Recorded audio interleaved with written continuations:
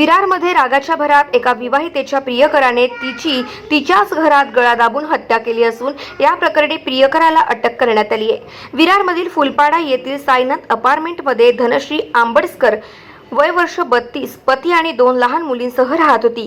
तिचे त्याच परिसरातील रिक्षा चालक शेखर कदम याच्याशी गेल्या 6 वर्षापासूनचे प्रेम संबंध होते। सोमवारी सकाळी तिचे पती रुपेश कामावर निघून गेले होते तर दोन्ही मुली शाळेत गेल्या होत्या। दुपारी प्रियकर शेखर कदम तिला भेटायला आला होता।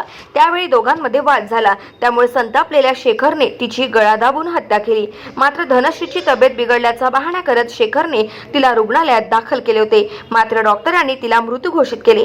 पोलिसांनी या प्रकरणी चौकशी केली असता शेखरनेच तिची गळा दाबून हत्या केल्याचे उजेडात आले।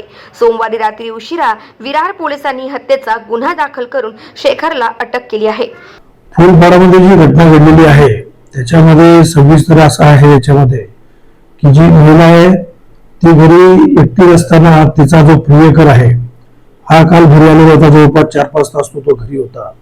त्याच्यामध्ये आपसात काहीतरी वाद झाला प्रेम प्रकरणाच्या ह्याच्यातून आणि त्याच्यामध्ये त्याने तिचा साडीने गळा दाबून खून केलेला आहे।